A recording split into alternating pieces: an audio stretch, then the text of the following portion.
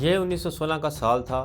بمبئی کی اونچی سوسائٹی میں ایک نام ہر زبان پر تھا، رتی پیٹٹ۔ وہ بمبئی کے سب سے امیر پارسی بزنس مین سرڈینشا پیٹٹ کی بیٹی تھی۔ خوبصورتی ایسی کہ انہیں بمبئی کا گلاب کہا جاتا تھا، اور ذہانت ایسی کہ بڑے بڑے دانشور ان کے سامنے بات کرتے ہوئے ہچکچاتے تھے۔ اسی ایک شام سرڈینشا کی ایک پارٹی میں محمد علی جناح مدعو تھے۔ جناح جو اس وقت 40 برس کے تھے، اپنی نفاست اور رعب دار شخصیت کے لیے مشہور تھے۔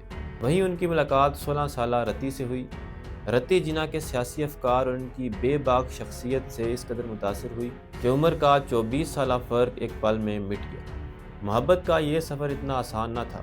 جب جناح نے اپنے دوست سرڈینشا سے ان کی بیٹی کا ہاتھ مانگا تو دوستی پل بھر میں دشمنی میں بدل گئی۔ سرڈینشا نے چیخ کر کہا، مسٹر جناح، آپ میری بیٹی سے شادی کرنے کا خواب دیکھنا چھوڑ دیں، یہ کبھی نہیں ہوگا۔ سرڈینشا نے عدالت سے رجوع کیا اور جناح پر مقدمہ کر دیا کہ وہ ایک نابالغ لڑکی کو ورگلا رہے ہیں۔ رتی کو گھر میں نظر بند کر دیا گیا۔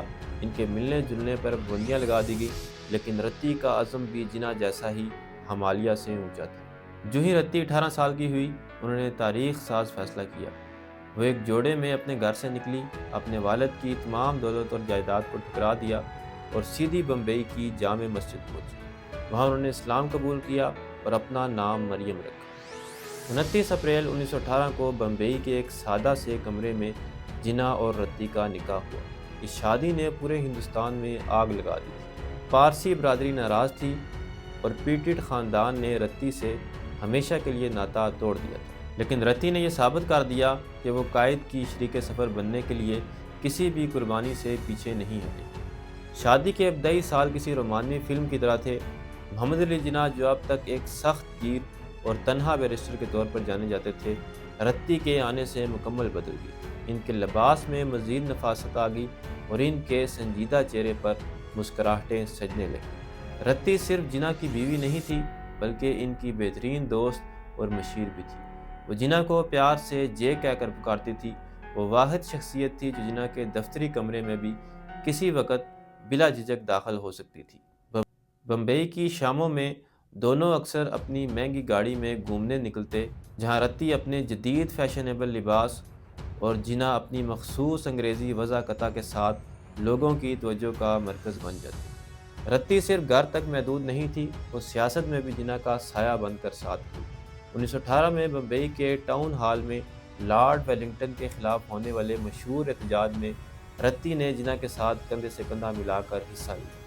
وہ خواتین کے حقوق اور ہندوستان کی آزادی کے لیے جناح کی تقاریر کو بڑے شوق سے سنتی اور اکثر ان پر بحث بھی کرتی تھی، لیکن جیسے جیسے تحریک آزادی زور پکڑتی گئی، جناح کی مصروفیت بڑھتی گئی۔ وہ اب گھنٹوں سیاسی ملاقاتوں اور قانونی مقدمات میں مصروف رہتی۔ رتی جو ایک حساس اور پیار چاہنے والی خاتون تھی، آہستہ آہستہ خود کو تنہا محسوس کرنے لگی۔ یہی وہ دور تھا جب ان کی صحت بھی ان کا ساتھ چھوڑنے لگی۔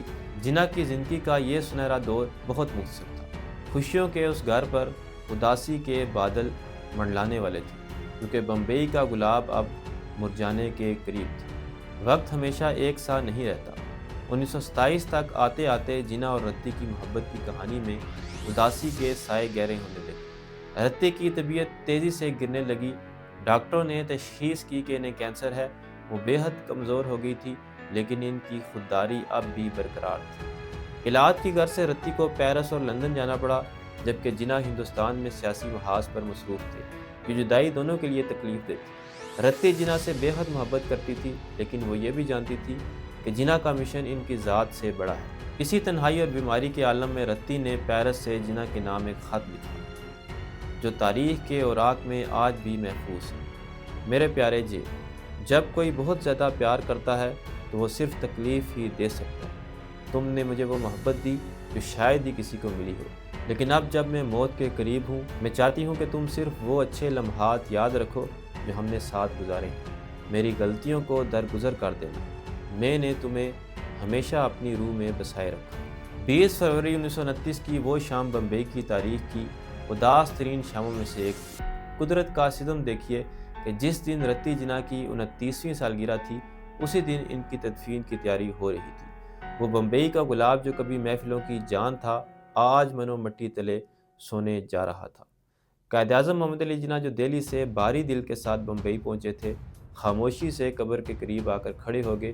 ان کے چہرے پر ایک عجیب سا سکون تھا، لیکن یہ وہ سکون تھا جو طوفان کے بعد چھا جاتا ہے۔ ان کے قریبی دوست کانجی دوارکا داس لکھتے ہیں کہ جناح اس وقت ایک زندہ لاش کی طرح لگ رہے تھے۔ رتی کی میت کو جب لحد میں اتارا گیا تو روایات کے مطابق شور کو پہلی مٹی ڈالنا ہوتی ہے۔ جیسے ہی جناح نے مٹی کی مٹھی بھری، ان کا ہاتھ کانپنے لگا۔ وہ شخص جس نے بڑے بڑے انگریز ججوں اور سیاستدانوں کو اپنے دلائل سے ہلا کر رکھ دیا، آج ایک مٹھی خاک کے سامنے بے بس تھا۔ جو ہی مٹی قبر پر گری، ضبط کا وہ ہمالیہ ٹوٹ گیا۔ جناح وہیں قبر کی منڈیر پر بیٹھ کے اور اپنے ہاتھوں میں چہرہ چھپا کر بچوں کی طرح پھوٹ پھوٹ کر رو دی۔ وہاں موجود لوگ دنگ رہ گئے، کیونکہ کسی نے سوچا بھی نہ تھا کہ آہنی انسان کہلانے والا یہ شخص اس قدر ٹوٹ سکتا ہے۔ تدفین کے بعد کئی گھنٹوں تک جناح وہیں اکیلے بیٹھے رہے۔ اس دن کے بعد جناح کی زندگی بدل گئی۔ انہوں نے رتی کا وہ کمرہ ویسے ہی رہنے دیا جیسا وہ چھوڑ کر گئی تھی۔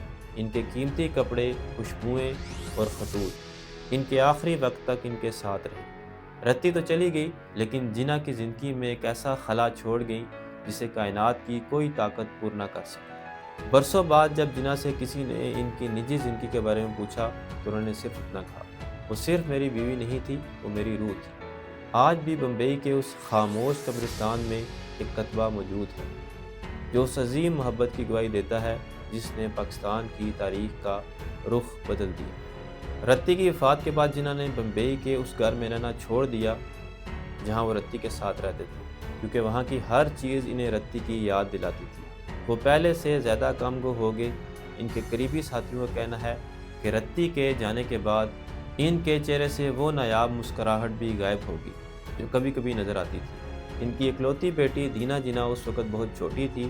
جناح نے اپنی تمام تر توجہ سیاست پر مرکوز کر دی، جس کی وجہ سے وہ اپنی بیٹی کو وہ وقت نہ دے سکے جو ایک باپ کو دینا چاہیے تھا۔ بعد ازاں جب دینا نے اپنی مرضی سے شادی کی تو جناح کے لیے یہ ایک اور بڑا صدمہ تھا جس نے انہیں مزید تنہا کر دیا۔ جناح جو کبھی بہترین مغربی سوٹ اور فیشن کے دل دادا تھے، آہستہ آہستہ ایک مختلف طرز عمل اختیار کرنے لگے۔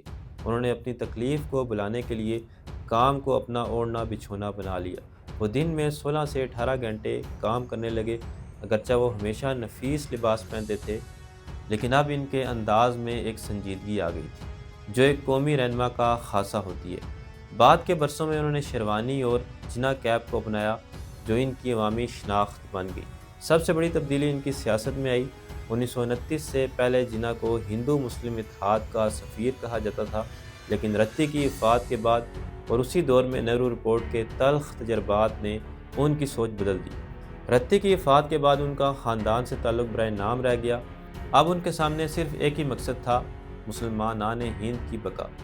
اس کٹن وقت میں ان کی چھوٹی بہن فاطمہ جناح ان کے ساتھ آ کھڑی ہوئی۔ انہوں نے اپنے بھائی کے گھر اور ان کی صحت کا ذمہ اٹھا لیا۔ تو دوستو، یہ تھی میری آج کی ویڈیو۔ ملتے ہیں اگلی ویڈیو میں، تب تک اللہ حافظ۔